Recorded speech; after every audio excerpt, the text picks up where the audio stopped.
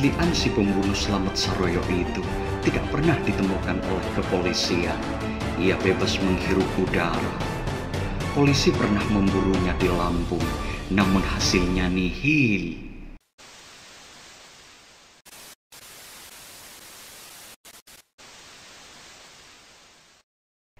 Mengubur keadilan dan kasus korupsi yang di PTSK. Jenazah Slamet Saroyo, aktivis yang menyelidiki korupsi pembangunan gedung kampus Antara Fakultas Ekonomi Universitas Islam Indonesia itu, disolatkan di masjid kampus Jalan Cikditiro. Ratusan mahasiswa berkumpul di masjid kampus dalam suasana berkabung. Sebagian mahasiswa berlinang air mata. Mereka bersolidaritas dan mengirim doa mengantarkan roh sang sahid yang telah membongkar kasus dugaan korupsi pembangunan kampus itu menghadap Allah Subhanahu wa Ta'ala. Jenazah Slamet Saroyo dimakamkan di tanah kelahiran, Desa Dewi, Kecamatan Bayan, Kabupaten Purworejo. Geger Universitas Islam Indonesia Jogja yang telah menewaskan Slamet Saroyo itu sampai juga di pengadilan.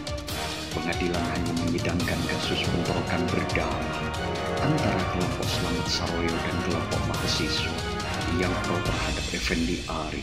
Sementara kasus dugaan korupsi yang sudah dilaporkan tim reevaluasi kampus ke Kejaksaan Negeri Yogyakarta berujung pada ketidakjelasan. Padahal tim reevaluasi kampus Antara bersama 50-an mahasiswa itu sudah datang ke Kejaksaan Negeri Yogyakarta pada tanggal 30 Oktober 1989 untuk melakukan pengaduan dan menyerahkan dokumen setebal 80 halaman berjudul Kampus Antara di Sela-sela Kebobrokan atau yang dikenal dengan buku merah. Buku merah itu sebagai bukti bahwa terjadi penyelewengan dalam proses pembangunan kampus Antara. Namun, Kejaksaan Negeri Yogyakarta menghentikan pengusutan atas pengaduan tim reevaluasi kampus karena sebab-sebab yang tidak jelas sampai sekarang. Skandal korupsi pembangunan kampus Antara yang kini difungsikan sebagai Fakultas Bisnis dan Ekonomi Universitas Islam Indonesia itu tak pernah dipersoalkan lagi. Kasus yang bikin geger UII Jogja pada tahun 1989 itu di PTSK. Kasus itu dihentikan oleh kong kali kong kekuatan-kekuatan yang tak pernah terungkap. Publik disuguhi dan dikelabuhi dengan putusan vonis kepada kelompok Slamet Saroyo yang menyelidiki dugaan korupsi dan membela diri saat diserang oleh kelompok mahasiswa yang pro Effendi Ari. Sudah jatuh ketiban tangga, kelompok Slamet Saroyo yang membela diri saat diserang malah divonis hukuman 1-2 tahun penjara oleh jaksa penuntut umum. Pasca proses bentrokan, kelompok Slamet Saroyo yang terdiri dari Fajar Hidayanto, Umar Soko, dan Bambang Irawan harus menghadapi persidangan di Pengadilan Negeri Sleman. Fajar Hidayanto, Umar Soko, dan Bambang Irawan dimasukkan sel tahanan Polres Sleman, digabungkan dengan pelaku tindak pidana pencurian, pencopetan, dan pemerkosaan. Menurut penuturan Fajar Hidayanto, pemeriksaan di polisi tidak pernah menyentuh dan masuk akar persoalan kenapa kelompok Effendi Ari menyerang kelompok Slamet Saroyo. Kelompok Fajar Hidayanto, Umar Soko, dan Bambang Irawan mau tak mau harus menghadapi meja Pengadilan Negeri Sleman dalam satu kelompok kasus. Sementara dari kelompok penyerang hanya Karel yang diajukan di persidangan. Tim pengacara dari kelompok yang diserang adalah Triandi Mulgan, Abdul Malik, Magdir Ismail, Zulharmain.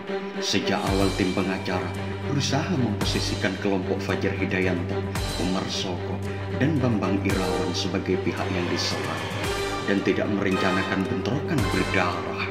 Namun apalagi jaksa penuntut umum atau yang disebut CPU, Hermanadi Sarjana Hukum dari Kejaksaan Sleman menetapkan bahwa Fajar Hidayanto, Umar Soko, dan Bambang Irawan dikenai tuduhan melakukan pembunuhan berencana. Tuduhan JPU itu sangat menyakiti hati kelompok mahasiswa yang sedang berusaha membongkar sebuah kasus penyelewengan dari proyek pembangunan kampus Antara Universitas Islam Indonesia. JPU akhirnya membacakan tuntutan akhirnya. 3 aktivis mahasiswa yang membela diri dari serbuan kelompok Effendi Ari itu dinyatakan bersalah telah menghilangkan nyawa orang lain. Fajar Hidayanto dituntut 10 bulan penjara potong masa tahanan. Bambang Irawan dituntut 2 tahun lebih karena dianggap membunuh Munhadi, orang si Effendi Ari yang keluar dari mobil lalu menyerang Bambang Irawan dengan senjata tajam. Sementara Umar Soko yang juga membela diri dari serangan malah dituntut 1,5 tahun. 3 aktivis itu geleng-geleng kepala dan merasa keberatan atas keputusan yang sangat tidak adil itu. Mereka bertiga lantas mengajukan banding. Akhirnya hakim memutuskan hukuman 1 tahun penjara untuk Bambang Irawan dan Umar Soko. Sementara Fajar Hidayanto harus menjalani hukuman 8 bulan. Dari kelompok penyerang yang sudah menewaskan Slamet Saroyo malah divonis bebas dari hukuman penjara. Sidang Effendi Ari pada saat persidangan, Karel tidak diputuskan bersalah sebagai aktor intelektualis dan hanya diajukan sebagai saksi. Samsudin Tanda yang ikut dalam barisan penyerang juga tidak divonis sebagai aktor intelektualis, padahal jelas sekali Samsudin Tanda ikut dalam penyerangan serta mengetahui proses si Karel memegang senjata bersama orang-orang Effendi Ari yang membawa senjata tajam untuk membunuh Slamet Saroyo. Apalagi gerombolan penyerang di mobil itu juga ada sosok Lian, preman khusus yang didatangkan oleh Effendi Ari dari kampungnya di daerah Lampung untuk membunuh Slamet Saroyo. Lian si pembunuh Slamet Saroyo itu tidak pernah ditemukan oleh kepolisian. Ia bebas menghirup udara. Polisi pernah memburunya di Lampung, namun hasilnya nihil. Lian Algojo Slamet Saroyo serta Effendi Ari selaku aktor intelektual masih bebas hingga sekarang. Kasus pembunuhan dan skandal korupsi di kampus itu tak pernah dipersoalkan lagi.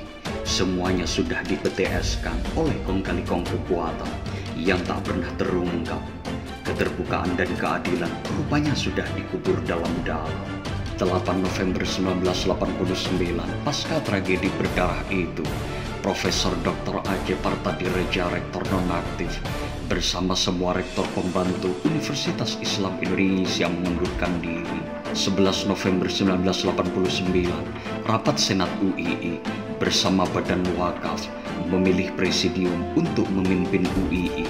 Akhirnya terpilih Profesor Dr. Zaini Dahlan, Profesor Dr. Zamzawi Suyuti, dan Dr. Syafi'i Ma'arif. Tugasnya untuk menormalkan kehidupan kampus dan menyiapkan proses pemilihan rektor.